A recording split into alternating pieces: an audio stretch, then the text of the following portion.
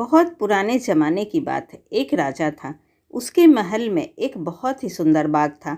बाग में तरह तरह के फूलों के पौधे और अनेक प्रकार के मीठे फलों के पेड़ थे।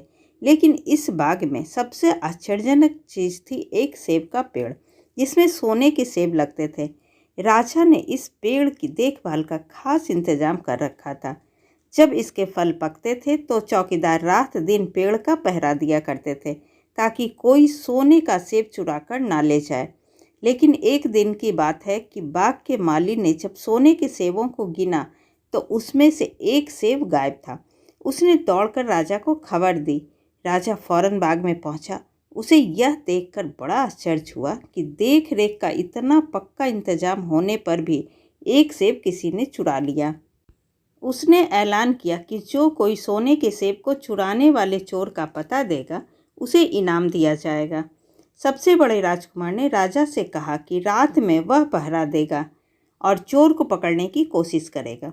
राजा ने उसको इसकी इजाज़त दे दी। बड़ा राजकुमार रात में पहरा देने लगा, लेकिन 2 घंटे बाद ही उसे नींद आ गई और वह सो गया। सुबह उठकर जब उसने सेबों को गिना तो वह देखकर चकित रह गया कि रात भर में एक और सेब गायब हो गया था। इसके बाद दूसरी रात को मंझले राजकुमार ने पहरा देने का काम संभाला। उसे भी नींद आ गई और तीसरा सेब चोरी हो गया। राजा बहुत चिंतित था। दरबारियों की भी समझ में नहीं आ रहा था कि क्या किया जाए।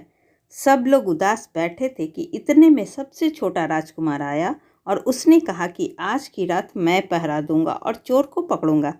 राजा इस राजकुमार से खुश नहीं रहता था।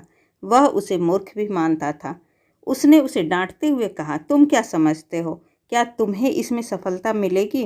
तुमसे बड़े और ज़्यादा समझदार दोनों राजकुमार इस काम में असफल हो चुके हैं। तुम जाओ, अपना काम करो। लेकिन छोटा राजकुमार नहीं माना। उसने राजा से प्रार्थना की कि उसे एक मौका जरूर दिया जाए। अंत में राजा राजी हो गया। राजकुमार रात में पहरा देने लगा। उसने तय किया कि वह किसी भी हालत में नहीं सोएगा और चोर को जरूर पकड़ेगा। जब आधी रात हुई और 12 बजे का आखिरी घंटा बजा तो राजकुमार ने देखा कि एक सुंदर सोने की चिड़िया कहीं से उड़ती हुई आई और सेब के पेड़ पर बैठ गई। उसने देखते देखते सोने का एक सेब तोड़कर अपनी चोंच में पकड़ लिया। राजकुमार ने फौरन निशाना साधकर तीर चला दिया, लेकिन तीर चिड़िया को नहीं लगा और वह पंख फड़फड़ाकर उड़ गई। हाँ, इतना अवश्य हुआ कि उसका एक सुनहरा पंख टूटकर जमीन पर आ गिरा। दूसरे दिन सुबह राजकुमार ने राजा को सारी बात बता दी और वह सोने का पंख उनके सामने रख दिया। पंख इतना सुंदर और इतना कीमती था कि राजा उसे देखता ही रह गया। उसने कहा, अगर उस चिड़िया का एक पंख इतना सुंदर है तो वह पूरी चिड़िया कितनी सुंदर होगी। मैं चाहता हूँ कि उस चिड़िया को कोई पकड़ लाए। सबसे पहले बड़ा राजकुमार इस काम के लिए रवाना हुआ। चलते चलते वह एक जंगल में पहुँचा। वहाँ उसने एक लोमड़ी को एक पेड़ के नीचे आराम करते हुए देखा। राजकुमार ने मौका देखकर तीर अपने धनुष पर चढ़ा लिया। वह तीर छोड़ने ही जा रहा था कि लोमड़ी ने चिल्लाकर कहा, राजकुमार, मुझे मत मारो। मुझे पता है कि तुम सोने की चिड़िया की खोज में निकले हो। तुम मेरी मानो तो तुम्हारा काम जल्दी ही पूरा हो जाएगा। तुम इसी रास्ते से सीधे चले जाओ। शाम होने पर तुम एक गांव में पहुंचोगे। वहां तुम्हें आमने सामने 2 सराएं मिलेगी। एक सराय खूब सजी सजाई और सुंदर सी होगी, लेकिन तुम उसमें मत ठहरना। तुम उसके सामने वाली दूसरी सराय में ठहरना, जो बहुत मामूली और देखने में भी भद्दी सी होगी। ऐसा करने पर तुम्हारा काम आसानी से पूरा हो जाएगा। लोमड़ी की बात सुनकर राजकुमार को हंसी आ गई। उसने डांट कर कहा, भाग जा यहाँ से। मुझे तुम्हारी सलाह की जरूरत नहीं है। यह कहकर उसने तीर छोड़ दिया। लेकिन लोमड़ी बहुत चालाक थी। वह बचकर निकल भागी। राजकुमार आगे चलता गया। शाम को जब वह एक गांव में पहुंचा तो उसने देखा कि वहां सड़क के किनारे सचमुच 2 सराएं थी। उनमें से एक सराय खूब सजी सजाई थी और उसके अंदर से लोगों के नाचने गाने की आवाज़ें आ रही थी। दूसरी सराय भद्दी सी थी और वहां अंधेरा घिरा हुआ था। राजकुमार सजी सजाई सराय में ठहर गया। थोड़ी देर में वह भूल गया कि वह असल में सोने की चिड़िया की खोज में निकला था।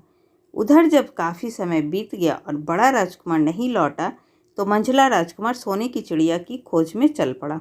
वह भी उसी तरह चलते चलते जंगल में पहुंचा तो वही लोमड़ी उसे भी मिली।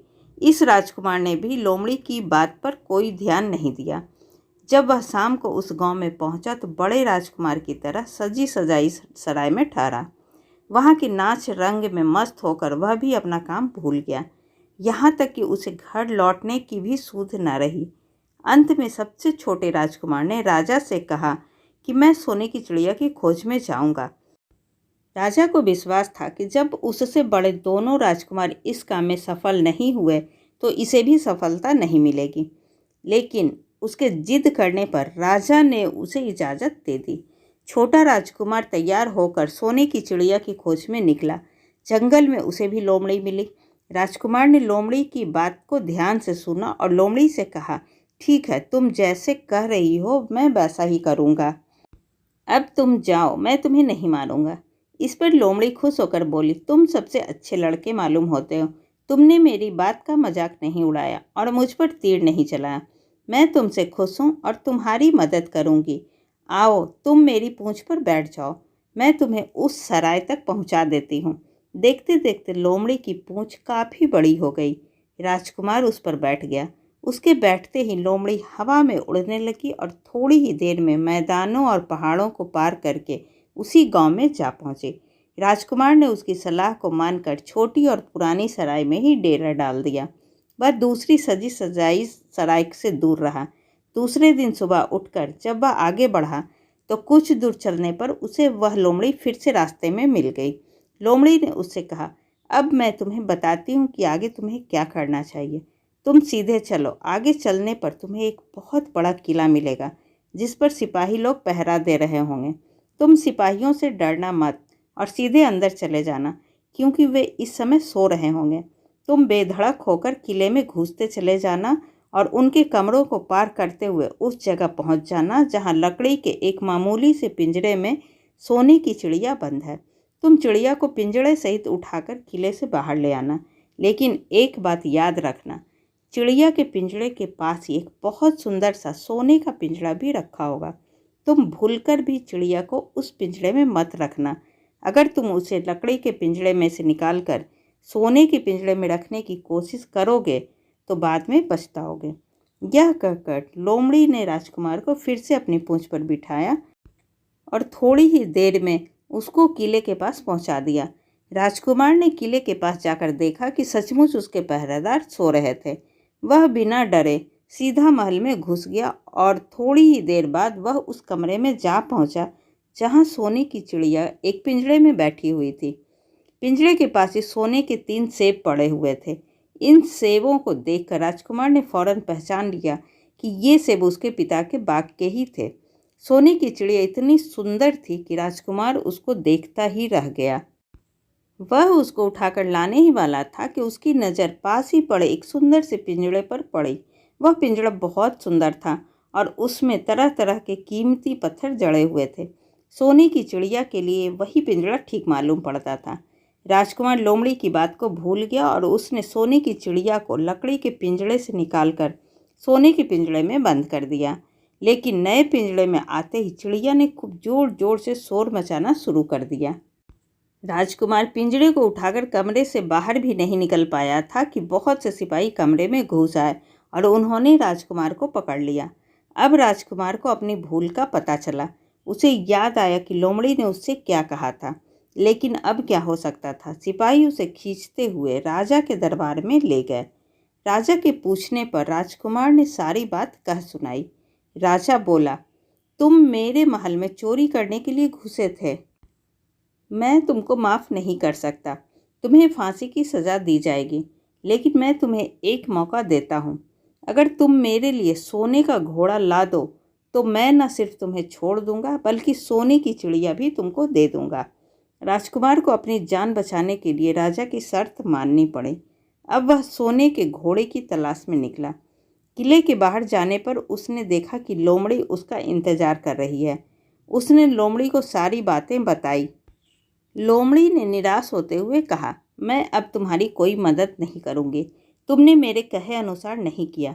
मैंने जिस तरह से कहा था अगर तुम उस तरह से काम करते तो इस मुसीबत में नहीं फंसते और सोने की चिड़िया तुम्हें मिल जाती। राजकुमार बोला, इस बार मुझे माफ़ कर दो, मुझसे गलती हो गई। मेरा काम तुम्हारी सहायता के बिना नहीं चलेगा।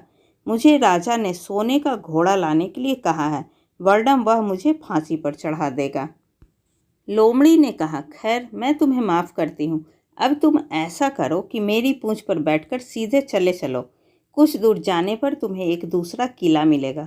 उसी किले की घुड़साल में तुम्हें सोने का घोड़ा बंधा हुआ मिलेगा। महल के नौकर चाकर सब सो रहे होंगे। तुम चुपचाप जाना और घोड़े को खोल लेना।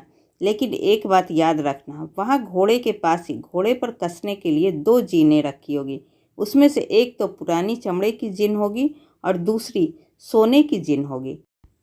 तुम सोने की जिन को छूना भी मत और उस घोड़े पर पुरानी चमड़े की जिन को कसकर सवार हो जाना और उसे दौड़ाते हुए किले से बाहर चले आना।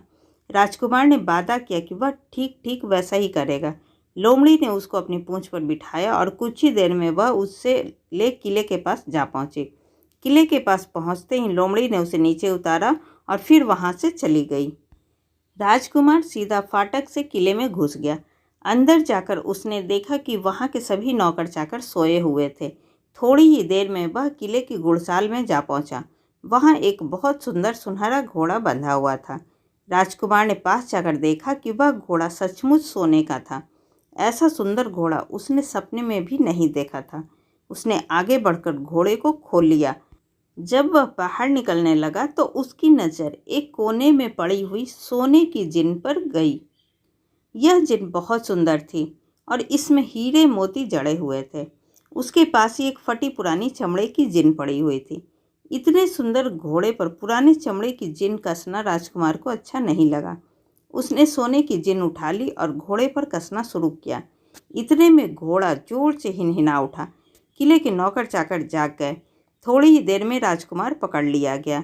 राजकुमार को सिपाहियों ने हाथ बांधकर अपने राजा के सामने पेश किया। राजा ने सारी बातें सुनकर कहा, तुमने मेरे घोड़े को चुराने की कोशिश की है, इसलिए तुम्हें फांसी की सज़ा दी जाएगी। लेकिन अगर तुम मेरा एक काम कर दो तो मैं तुम्हें छोड़ सकता हूँ। यहाँ से कुछ ही दूर पर एक सोने का महल है और उसमें बहुत सुंदर राजकुमारी रहती है। अगर तुम अपनी जान बचाना चाहते हो तो उस राजकुमारी को मेरे पास ले आओ। तुम्हें इनाम में यह सोने का घोड़ा दे दूँगा। बेचारा राजकुमार, वह फिर से एक नई मुसीबत में फंस गया। उसे मजबूर होकर राजा की शर्त माननी पड़ी। अब वह सोने के महल की खोज में निकला। कुछ दूर चलने पर फिर उसे वह लोमड़ी मिली। पता नहीं कैसे लोमड़ी को सारी बातें मालूम हो गई थी। वह बोली, देखो तुमने इस बार भी मेरी बात नहीं मानी। मेरी बात मान जाते तो यह नई मुसीबत तुम्हारे गले नहीं पड़ती। खैर, मुझे तुम पर दया आ रही है, मैं तुम्हारी मदद करूँगी। चलो मैं तुमको सोने के महल के पास पहुंचा देती हूँ। तुम महल के बाहर ही कहीं पीछे छिपे रहना। जब उसमें से शाम को राजकुमारी तालाब में नहाने के लिए बाहर आए तो तुम आगे बढ़कर उसका हाथ पकड़ लेना। जैसे ही तुम उसको छुओगे, राजकुमारी तुम्हारे साथ आने के लिए राजी हो जाएगी। लेकिन एक बात याद रखना, तुम उसको वहाँ से अपने साथ ले आना। उसे वापस महल में मत जाने देना। वह तुमसे कहेगी कि मैं अभी अपने माता पिता से मिलकर आती हूँ, लेकिन तुम उसकी बातों में मत आना, वरना फिर मुसीबत में फंस जाओगे। यह कहकर लोमड़ी ने फिर से अपनी पूंछ फैला दी और राजकुमार उस पर बैठ गया। देखते देखते लोमड़ी हवा में उड़ती हुई कुछ देर बाद सोने के महल के पास जा पहुंची। महल के पास पहुंचते ही राजकुमार एक पेड़ की आड़ में छिपकर बैठ गया। शाम को जब राजकुमारी नहाने के लिए किले से बाहर आई तो राजकुमार ने हिम्मत करके आगे बढ़कर उसका हाथ पकड़ लिया। उसके छूते ही राजकुमारी उसके साथ चलने के लिए तैयार हो गई। वह बोली, राजकुमार, तुम मुझे जहाँ भी ले जाना चाहोगे मैं तुम्हारे साथ चलूँगी, लेकिन मुझे थोड़ी देर के लिए अपने माता पिता से मिलाने दो। राजकुमार ने कहा, नहीं, यह नहीं होगा, तुम्हें तुरंत मेरे साथ चलना पड़ेगा। लेकिन राजकुमारी रोने लगी। इतनी सुंदर राजकुमारी को रोते देखकर राजकुमार का मन पिघल गया। अंत में वह राजी हो गया और बोला, जाओ, थोड़ी देर के लिए माता पिता से मिल आओ, लेकिन फिर तुरंत बाहर चली आना। लेकिन राजकुमारी ने जैसे ही किले में पैर रखा, किले के पहरेदार जाग गए और उन्होंने राजकुमार को पकड़ लिया। राजकुमार बहुत पछताया, लेकिन अब क्या हो सकता था। सिपाहियों ने उसे अपने राजा के सामने पेश किया। राजा बहुत निराश था। उसने उसी वक्त हुक्म दिया, इस राजकुमार को फौरन फांसी पर चढ़ा दिया जाए। यह सुनकर राजकुमार रोने गिड़गिड़ाने लगा। इस पर राजा ने थोड़ी देर विचार करने के बाद कहा, मैं अपनी आज्ञा वापस नहीं ले सकता, लेकिन अगर तुम मेरा एक काम कर दो तो तुम्हारी जान बच सकती है। हमारे किले के ठीक सामने यह जो बड़ा पहाड़ है, इसके कारण हमारे किले की सुंदरता नष्ट होती है। अगर तुम 8 दिन में इस पहाड़ को खोदकर साफ कर दो तो हम तुम्हें क्षमा कर देंगे और राजकुमारी का विवाह तुम्हारे साथ कर देंगे। राजकुमार किले के बाहर आकर पहाड़ को देखने लगा। उसके हाथ में एक छोटी सी कुदाली थी। उसकी समझ में नहीं आ रहा था कि इतना बड़ा पहाड़ 8 दिन में वह कैसे खोद सकेगा। फिर भी उसे अपनी जान तो बचानी ही थी, इसलिए वह पहाड़ खोदने लगा। धीरे धीरे 7 दिन बीत गए। इतने दिन तक लगातार खोदने पर भी पहाड़ का सिर्फ एक कोना ही खोद सका। वह दुखी होकर बैठ गया। उसे अब अपने पर बहुत अधिक क्रोध आ रहा था। वह मन में कहने लगा कि अगर मैंने लोमड़ी की बात मान ली होती तो कितना अच्छा होता। लोमड़ी ने मुझको हर बार ठीक सलाह दी और मैं हर बार उसका कहना ना मानकर नई से नई मुसीबत में फंस जाता हूँ। राजकुमार इस तरह सिर झुकाए बैठा था कि अचानक उसे अपने पैरों के पास लोमड़ी की पूंछ हिलती दिखाई दी। उसने नज़र उठाकर देखा, सचमुच वही लोमड़ी खड़ी थी। लोमड़ी ने मुस्कुराते हुए कहा, क्यों, क्या हाल है? इस बार तो तुम्हारी मदद करने की मेरी जरा भी इच्छा नहीं थी, लेकिन मैं 7 दिन से तुमको पहाड़ खोदते हुए देख रही हूँ। मुझे दया आ गई और मैं तुम्हारी मदद के लिए चली आई। जाओ, तुम बहुत थक गए हो, सो जाओ। मैं थोड़ी ही देर में तुम्हारा काम पूरा कर दूंगी। इस बार राजकुमार ने तय कर लिया था कि अब वह लोमड़ी जिस तरह कहेगी वह उसी तरह करेगा। वह चुपचाप उठकर एक तरफ सोने चला गया। थोड़ी ही देर में उसे नींद आ गई। सुबह जब वह सोकर उठा तो उसे अपनी आंखों पर विश्वास नहीं हो रहा था। वहाँ कहीं भी पहाड़ का नाम नहीं था और महल का सुंदर दृश्य दिखाई दे रहा था। राजकुमार सीधा राजा के पास पहुंचा। राजा उसके काम से बहुत खुश था। उसने तुरंत अपने वादे के अनुसार राजकुमारी के साथ उसका विवाह कर दिया। जब राजकुमार उस सुंदर राजकुमारी के साथ कुछ दूर चला तो उसे रास्ते में फिर वही लोमड़ी मिली। लोमड़ी बोली, बधाई हो राजकुमार। राजकुमारी के साथ तुम्हें देखकर मुझे बड़ी खुशी हो रही है, लेकिन अब तुम्हें सोने का घोड़ा और सोने की चिड़िया भी प्राप्त करनी चाहिए, क्योंकि वे दोनों चीज़ें तुम्हारे ही लायक है और तुम उन्हें आसानी से प्राप्त कर सकते हो। राजकुमार बोला, लेकिन भला मुझे सोने का घोड़ा और सोने की चिड़िया कैसे मिल सकती है? मैं तो इस राजकुमारी को भी उस राजा के लिए ले जा रहा हूँ। लोमड़ी ने कहा, नहीं, तुम ऐसा काम कभी मत करना। इस राजकुमारी के साथ तुम्हारा विवाह हुआ है और यह अब तुम्हारी ही है। अगर तुम मेरे कहने के अनुसार काम करो तो तुम्हें सोने का घोड़ा और सोने की चिड़िया भी मिल सकती है। तुम पहले इस राजकुमारी को लेकर सोने के घोड़े वाले राजा के पास जाओ। राजा खुश होकर तुमको सोने का घोड़ा दे देगा। तुम घोड़े पर सवार हो जाना और सवार होकर सबसे विदा लेना। राजकुमारी से तुम सबसे बाद में विदा लेना। जैसे ही तुम राजकुमारी के पास पहुँचो, तुम उसे हाथ से पकड़कर घोड़े के ऊपर खींच लेना और घोड़े को दौड़ा देना। सोने का घोड़ा इतना तेज दौड़ता है कि दुनिया का तेज से तेज घोड़ा भी उसकी बराबरी नहीं कर सकता। जाओ, तुम पहले इतना काम पूरा करो, इसके बाद आगे का काम मैं तुम्हें बाद में बताऊंगी। मैं तुम्हें वहाँ रास्ते में मिलूंगी। राजकुमार ने ठीक वैसा ही किया जैसा लोमड़ी ने उससे कहा था। जब सोने के घोड़े वाले राजा ने खुश होकर उसे इनाम में सोने का घोड़ा दिया तो राजकुमार उस पर सवार हो गया और उससे विदा लेने लगा। अंत में वह राजकुमारी को उठाकर घोड़े को तेजी से दौड़ाता हुआ किले से बहुत दूर निकल गया। रास्ते में एक पेड़ के नीचे लोमड़ी उसका इंतजार कर रही थी। उसे देखकर लोमड़ी बोली, शाबाश, अब तुम सोने की चिड़िया भी प्राप्त कर लो। जब तुम सोने की चिड़िया वाले राजा के पास पहुंचोगे तो वह इस घोड़े को देखकर बहुत खुश होगा। तुम उससे कहना कि पहले सोने की चिड़िया का पिंजरा मेरे हाथ में दे दो, तब मैं यह घोड़ा तुमको दूंगा।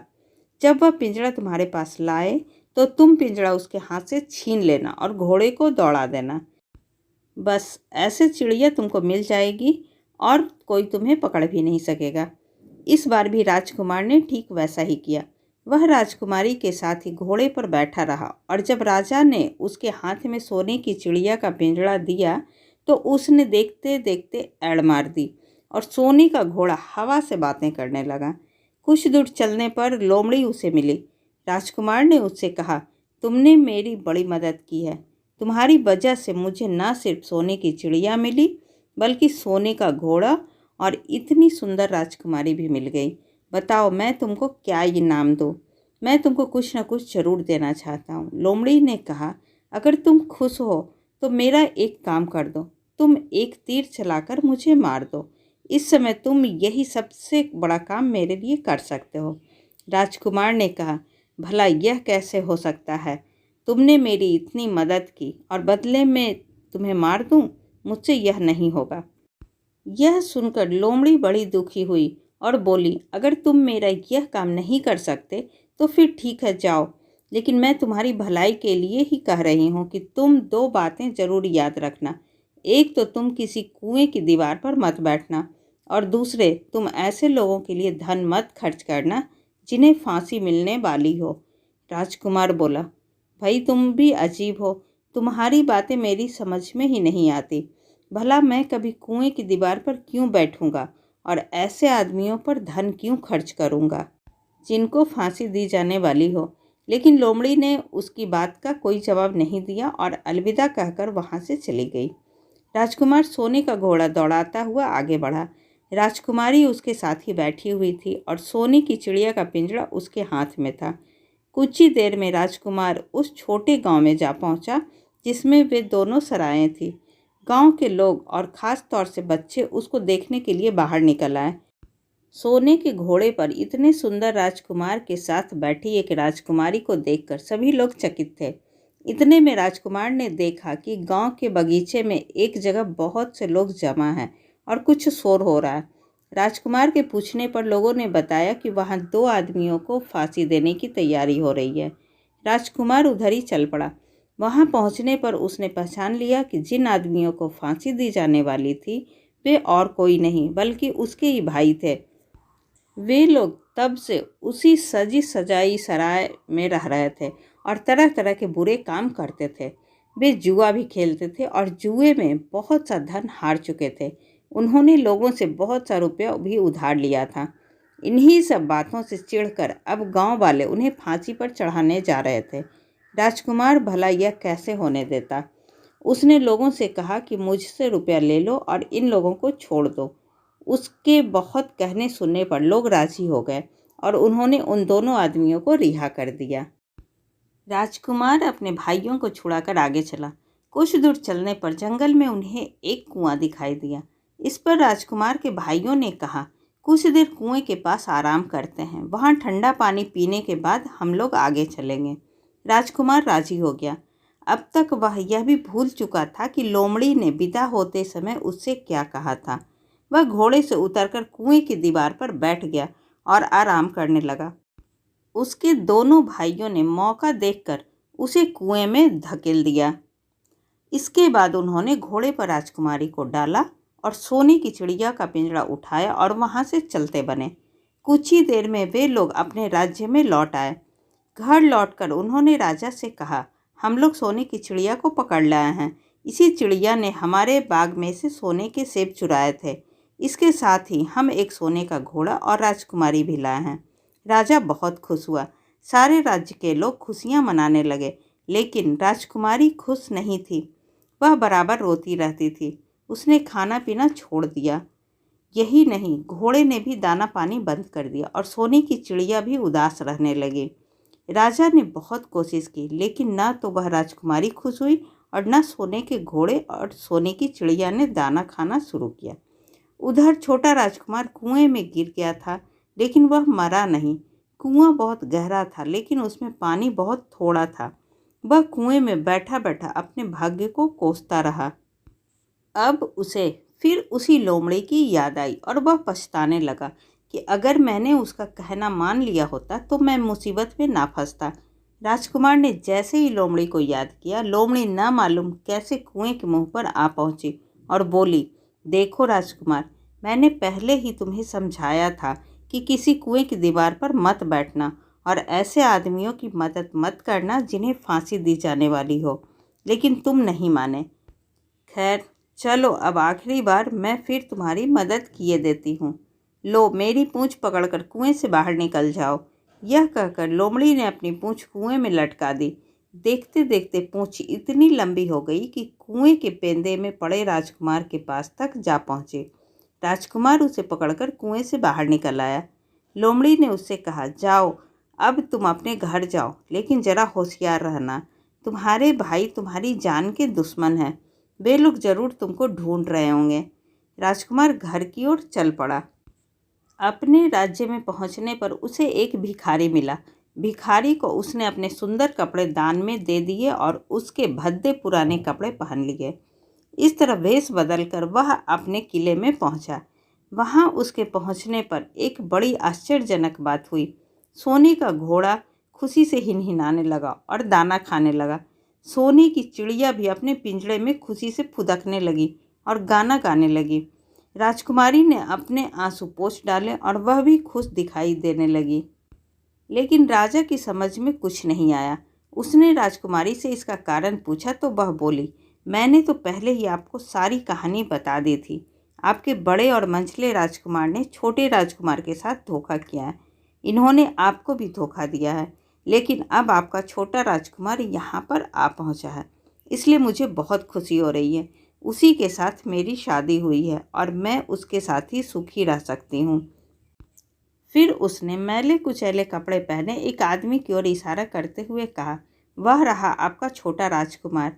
राजा ने भी अपने छोटे लड़के को पहचान लिया। अब राजा ने अपने छोटे बेटे के बारे में अपने विचार बदल दिए। अब वह उसको बहुत समझदार और बहादुर मानने लगा और उससे बहुत अधिक प्यार करने लगा। उसने उसको राजगद्दी पर बिठाने का निश्चय किया। बड़े और मंझले राजकुमार ने अपने छोटे भाई को ही धोखा नहीं दिया था, बल्कि राजा को भी धोखा दिया था। इससे राजा उनसे बहुत नाराज़ था। उसने उन दोनों को अपने राज्य से निकलवा दिया। इसके बाद बड़ी धूमधाम के साथ राजकुमारी के साथ राजकुमार का विवाह हुआ और दोनों सुख से रहने लगे।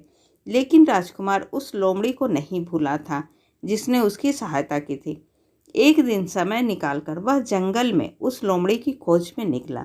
बहुत ढूंढने के बाद एक पेड़ के खोखले भाग में उसने उस लोमड़ी को चुपचाप बैठे हुए देखा।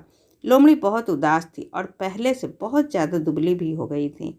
राजकुमार को देखते ही लोमड़ी ने उसे पहचान लिया और कहा, आह, कहो राजकुमार, आज इधर कैसे भूल पड़े। राजकुमार ने कहा, मैं आज तुम्हें ही ढूंढने के लिए आया हूँ। चलो मेरे बाग में आराम से रहना, वहाँ तुम्हें किसी तरह की तकलीफ़ नहीं होगी। यहाँ तो जंगल में तुम्हें खाने पीने की तकलीफ़ होती होगी और जंगली जानवरों और शिकारियों का डर बना रहता होगा। लोमड़ी ने कहा, नहीं राजकुमार, मैं यहाँ ठीक हूँ और भला अब तुम्हें मेरे दुख से क्या लेना देना। तुम्हारा काम निकल गया, अब तुम सुख से अपने राज्य में रहो। राजकुमार बोला, नहीं, तुमने मेरा बड़ा उपकार किया है। मैं तुम्हें इनाम देना चाहता हूँ और अपने साथ ही रखना चाहता हूँ। राजकुमारी भी बहुत खुश होगी, वह भी तुमसे मिलना चाहती है। लोमड़ी बोला, अगर तुम सचमुच मुझे इनाम देना चाहते हो तो मेरा एक काम कर दो। मैंने तुमसे पहले भी कहा था कि तुम तीर चलाकर मुझे मार दो, इसी में मेरा लाभ होगा। असल में एक जादूगर ने मुझ पर जादू कर रखा है। मैं लोमड़ी नहीं हूँ, मुझे उसके जादू के प्रभाव से लोमड़ी के रूप में रहना पड़ रहा है। मैं तो उसी देश का राजकुमार हूँ जहाँ की राजकुमारी से तुम्हारा विवाह हुआ है। असल में वह राजकुमारी मेरी छोटी बहन है। अगर तुम तीर चलाकर मुझे मार दोगे तो इस जादू से मुझे मुक्ति मिल जाएगी और मैं फिर अपने देश लौट सकूँगा। राजकुमार को यह सुनकर बड़ा आश्चर्य हुआ। उसने फौरन अपने धनुष पर तीर चढ़ाया और लोमड़ी की ओर छोड़ दिया। तीर के लगते ही लोमड़ी मर गई और उसमें से एक सुंदर सा राजकुमार निकल आया। फिर दोनों राजकुमार आपस में गले मिले। इसके बाद दोनों राजकुमार वापस महल में लौट आए। वहाँ राजकुमारी अपने भाई से मिलकर बहुत खुश हुई। ऐसी ही अच्छी, मज़ेदार और ज्ञानवर्धक कहानी सुनने के लिए प्लीज़ आप मेरे चैनल को सब्सक्राइब ज़रूर करें तब तक के लिए बाय बाय।